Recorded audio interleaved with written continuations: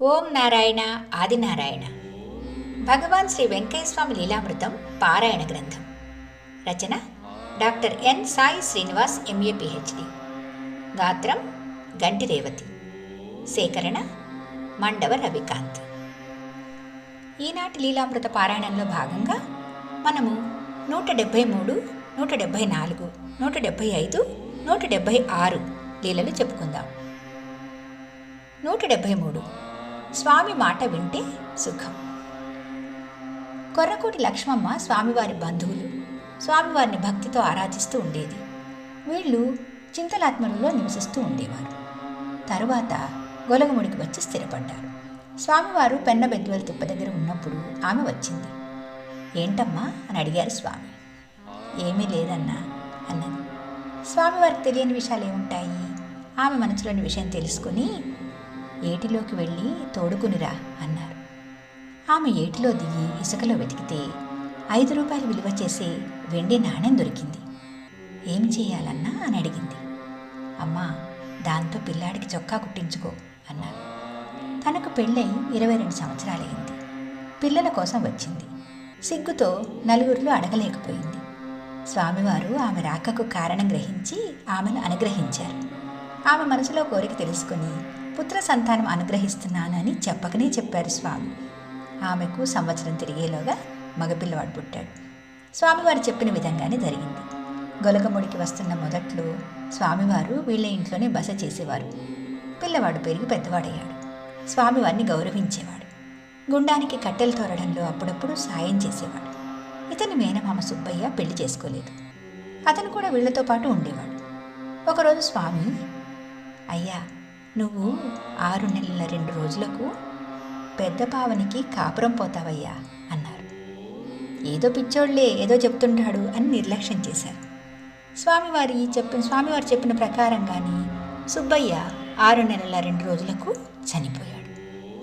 ఒకరోజు తల్లి కొడుకులు నాగుల వెల్లటూరులో స్వామివారి సోదరుడు వెంకటాద్రి నాయుడు ఇంట్లో వాళ్ళ అమ్మాయి వివాహానికి వెళ్ళాలని స్వామివారిని అడిగారు.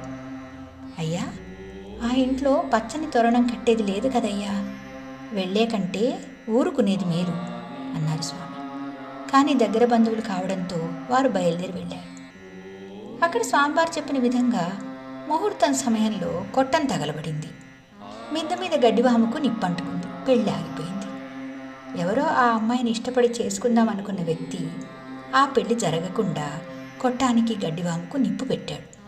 అలా ఆ ప్రమాదం జరిగింది. అందరూ కలిసి మంటలార్పేశారు. విషయం తెలుసుకుని ఎవరి దారిన వాళ్ళు వెళ్ళిపోయారు. స్వామివారు ముందుగా చెప్పిన ప్రకారమే జరిగింది. తన కళ్ళ ముందు ఇవన్నీ జరుగుతున్న కారణంగా లక్ష్మమ్మ కొడుకు మల్లికార్జునయ్య ఏదైనా సరే స్వామివారిని అడిగే చేసేవాడు. అతని పెళ్లి విషయంలో స్వామివారి సోదరుని కూతురుతో వివాహం జరిపించారని లక్ష్మమ్మ స్వామివారిని అడిగింది. స్వామి ఇంకో సంబంధం కూడా అడుగుతున్నారు, ఏది చేసుకుంటే బాగుంటుంది అని అడిగింది ఆమె. స్వామి గుర్తులు పెట్టుకోమన్నారు. అందులో ఆమె ఇష్టమైనది కాకుండా కూచి నరసపనాయుడు కూతురైతే బాగుంటుందని స్వామివారు చెప్పారు. మల్లికార్జునయ్య స్వామివారు చెప్పిన అమ్మాయినే చేసుకుని సుఖ సంతోషాలతో జీవించాడు. 174 గుండానికి డబ్బు కడితే మేలు కదయ్యా.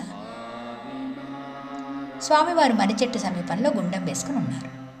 ఎవరో ఒకరు ఆ చెట్టు ఎక్కి ఆకులు కోసుకుని వెళ్తున్నారు. పోలవరపు ఆదిమ కూడా అలాగే బిస్తరాకుల కొరకు మర్రి ఆకులు కొయ్యడం కోసం ఆ చెట్టు ఎక్కింది. ప్రమాదవశాత్తు క్రింద పడింది. ఆమె 7 నెలల గర్భవతి.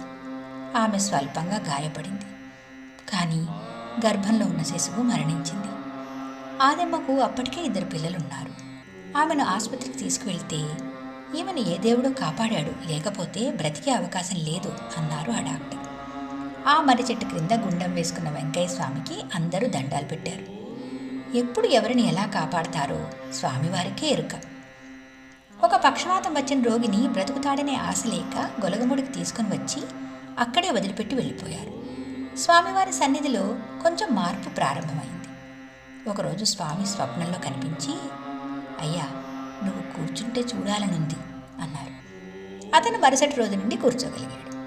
అతనికి ఎవరో ఒకరు స్వామి ప్రసాదం పెడుతున్నారు. అలా గడుపుతున్నాడు. కొన్ని రోజుల తర్వాత, అయ్యా, నువ్వు నా చుట్టూ నడిచి తిరుగుతూ ఉంటే నీ వెనుక నేను ఉండి నడిపిస్తానయ్యా అని అతనికి స్వామి స్వప్నంలో చెప్పారు. అతను శక్తినంతా కూడగట్టుకుని కర్రపోటు మీద స్వామివారి గుడి చుట్టూ ప్రదక్షిణాలు చేశాడు. అతను అప్పటి నుంచి నెమ్మదిగా నడవగలుగుతున్నాడు. అంతకుముందు బ్రతకడని వదులుకొని భార్య, కుటుంబం అంతా అతనిని వదిలేసి వెళ్ళారు. ఇప్పుడు ఒక్కొక్కరు వచ్చి చూసి వెళ్తున్నారు. అతను తన కాళ్ళ మీద తాను నిలబడి కర్ర సహాయంతో చిన్నగా తిరుగుతూ ఉన్నాడు. స్వామివారి ప్రసాదంగా పెట్టే భోజనం రోజు తింటున్నాడు. క్రమేపీ అతడి శరీరంలో మార్పులు వచ్చాయి. మళ్ళీ స్వామివారి స్వప్నంలో కనిపించి, అయ్యా, నువ్వు 6 నెలల పాటు భిక్షాటన చేసి అన్నం తినాలయ్యా, బ్రహ్మచర్యం నియమాలను పాటించాలి అని చెప్పారు. అతను నెల రోజుల తర్వాత భార్యతో కలిసి కాపురం చేశాడు. రోగం వికటించి కొన్ని రోజులకే మరణించాడు. స్వామివారి మాట శిలాశాసనం. ఎవరైనా దాన్ని తప్పితే వారికి శిక్ష తప్పదు. అతను చేతులారా తన చావుని తానే కొని తెచ్చుకున్నాడు. కొర్రకోటి మల్లికార్జునయ్యకు పెళ్ళైన తర్వాత 2 ఆడపిల్లలు కలిగారు. తర్వాత 7 సంవత్సరాలు గడిచినా పిల్లలు పుట్టలేదు. తులసవ్వ ఒకరోజు ఆమెతో, అమ్మా, స్వామి గుండానికి 116 రూపాయలు ఇస్తాను అని మొక్కుకుంటే స్వామివారి ఆశీర్వాదంతో నీకు అబ్బాయి పుడతాడు అని చెప్పింది. మల్లికార్జునయ్య దంపతులు అలాగే మొక్కుకుంటే సంవత్సరం లోపలే వారికి మగబిడ్డ కలిగాడు. పిలిస్తే పలికే దైవం అని చెప్పే ఈ లీలలు పారాయణం చేస్తూ స్వామివారిని భక్తి విశ్వాసంతో పూజించి వారి అనుగ్రహానికి మనం కూడా పాత్రులవుదాం.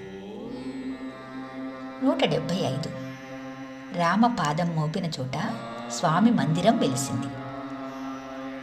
దేవాలయం నిర్మించాలంటే ఆ స్థలానికి యోగం ఉండాలి. మహనీయులు అలాంటి స్థలాలను గుర్తించగలరు. గొలగముడి గురించి స్వామివారు అనేకసార్లు అనేక విధాలుగా స్తుతించారు. కాశీ, రామేశ్వరం కంటే పుణ్యభూమి కదయ్యా. తిరుపతిలో 40 గంటలుంటే వచ్చే పుణ్యం ఇక్కడ 4 గంటలు ఉంటే వచ్చేదే కదయ్యా. గోవులను మేపిన నేల కదయ్యా. ముక్కు మూసుకొని మునులు కూర్చున్న భూమి కదయ్యా. అన్నం రాసులు పోసిన తల్లి కదయ్యా. నామం రాసులు రాసులు వస్తుండాలయ్యా. ఇలా వివిధ సందర్భాల్లో చెప్పిన మాటలు కొంతమంది భక్తులు చెప్పగా మనం విన్నాం. స్వామివారు అప్పుడప్పుడు గొలగముడిలో తమ బంధువులు, స్నేహితులు, పరిచయం ఉన్న వాళ్ళ ఇళ్ళకి వస్తూ పోతూ ఉండేవారు. తాను అదే గ్రామంలో ఉండాలి అని స్వామి నిర్ణయించారు. అప్పుడు తాను ఉండాలనుకున్న చోట్లో అనుమతి కావాలి అంటే అది ప్రభుత్వ ఆధీనంలో ఉన్న భూమి. దానికోసం గొలగముడిలో తలారి ఉద్యోగం చేస్తున్న ఉడతా రమణయ్యను కలిశారు. అతను అనికేపల్లి గ్రామంలో నివసిస్తూ ఉండేవాడు. స్వామివారు అతన్ని అడిగితే, ఈ గ్రామంలో స్థలాలేమీ లేవు, అన్నీ పేదలకు పంచివేశాం, ఇప్పుడు లేవన్నాడు. అయ్యా, చిన్న గుడిసె వేసుకునే జాగా చాలయ్యా అన్నారు స్వామివారు. అడిగితే కాదనలేక ఆంజనేయ స్వామివారి దేవాలయం దగ్గర చూపించాడు అతను.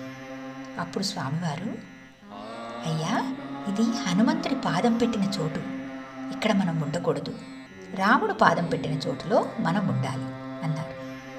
ఈ మాట విని రమణయ్య ఆశ్చర్యపోయాడు. ఇంతవరకు ఎప్పుడు వినలేదు. ఇక్కడ హనుమంతుడు పాదం పెట్టిన సంగతి నాకు తెలియదు. అందుకే పెద్దలు ఇక్కడ గుడి కట్టి ఉండవచ్చు. అయితే రాముడు పాదం ఎక్కడ పెట్టారు, చూపించండి అన్నాడు స్వామితో. అప్పుడు స్వామి ప్రస్తుతం వారి సమాధి మందిరం ఉన్న ప్రదేశం చూపించారు. అతను ఆశ్చర్యపోయాడు. మొత్తం చెట్లు పెరిగి చిట్టడవిలా ఉన్న ఆ ప్రదేశంలో రామపాదం మోపిన నేలని చెప్పడం నమ్మశక్యంగా లేదు. మనిషిని చూస్తే పిచ్చివాడిలా అమాయకంగా ఉన్నాడు. అతని మాట కాదనలేక అప్పట్లో అక్కడ ఒక చిన్న గుడిసెలో భిక్షాటన మీద జీవించి తుపాకుల రమణయ్య ఉంటున్నాడు. స్వామివారిని అతనితో కలిసి ఉండమని చెప్పాడు అతను. తరువాత కొంతకాలానికి అతను వెళ్ళిపోయాడు. స్వామివారితో పాటుగా మరో 2 కలిసి ఆ గుడిసెలో నివసించసాగారు. అలా స్వామివారి నిర్ణయం ప్రకారం గొలగముడి క్షేత్రం అంకురార్పణ జరిగింది. ఇప్పుడు అదే స్థలంలో స్వామివారు సమాధినిష్ఠులై భక్తులను అనుగ్రహిస్తున్నారు. 176 స్వామి నామకరణం.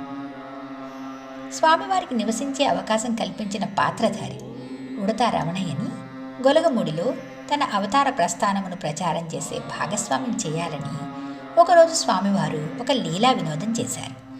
ఆ రోజు ఉన్నట్టుండి రమణయ్యకు కడుపులో నొప్పి వచ్చింది. అతి కష్టం మీద గొలగముడిలో స్వామివారు నివసిస్తున్న గుడిసె దగ్గరకు వచ్చి పడిపోయాడు. స్వామివారు వచ్చి చూశారు. వెంకయ్య, నాకు కడుపులో నొప్పిగా ఉంది, ఏదైనా చేయి అన్నాడతను. నేను డాక్టర్ని కాదు, ఆసుపత్రికి వెళ్ళి మందు వేసుకుంటే తగ్గిపోతుంది, వెళ్ళి చూపించుకో అన్నారు స్వామి. అతను, నేను వెళ్ళే పరిస్థితిలో లేను, ఎలాగైనా కాపాడు అని ప్రాధేయపడ్డాడు. స్వామివారి లోపలికి వెళ్ళి ఒక మట్టి దుత్తలో నీరు తీసుకొని వచ్చారు. అతన్ని కూర్చోమని చెప్పి తన ఎడమకాలి క్రింద కొంత మట్టి తీసి ఆ దుత్తలో వేసి ఆ నీరు త్రాగమని చెప్పారు. అతను త్రాగడం ప్రారంభించాడు. కడుపులోకి నీరు దిగుతుంటే చల్లగా ఉంది, నొప్పి తగ్గిపోతూ ఉంది. మొత్తం నీళ్లు తాగేటప్పటికీ భరించలేని కడుపులో నొప్పి క్షణాల్లోనే పూర్తిగా తగ్గిపోయింది. కొద్దిసేపటికి పూర్తిగా తేరుకున్నాడు. అంతకుముందు వెంకయ్య అని ఆఫీసర్లాగా పిలిచిన రమణయ్య స్వామి అని భక్తితో మొదటిసారి పిలిచాడు. స్వామి, మీ దగ్గర ఏదో మహిమ ఉంది. నాకు కడుపులో నొప్పి ఎప్పుడూ రాలేదు. భయంకరమైన ఈ కడుపులో నొప్పి ఏ మందు వేయకుండా ఎలా తగ్గింది? మీ చేతుల్లో ఏదో మహత్యం ఉంది, మీ కళ్ళల్లో ఏదో తేజస్సు ఉంది. మీరు నాకు మాత్రమే స్వామి కాదు, అందరికీ స్వామి. ఏదో దేవుడు మీలో ఉన్నారు. హనుమంతుని పాదం, రాముని పాదం అని చెప్పారు, అప్పుడు గుర్తించలేకపోయాను. మీ దగ్గర ఏదో శక్తి ఉంది స్వామి. నేను ఇన్నాళ్ళు తప్పుగా అనుకున్నాను, క్షమించండి అని పాదాభివందనం చేశాడు. స్వామివారు సున్నితంగా తిరస్కరించి, అయ్యా, మనది ఏమీ లేదయ్యా, పైవాళ్ళు చేశారు. దండాలు వాళ్లకు పెట్టాలయ్యా, నాకు కాదు అన్నారు. అతనికి స్వామివారి మీద గౌరవం ఏర్పడింది.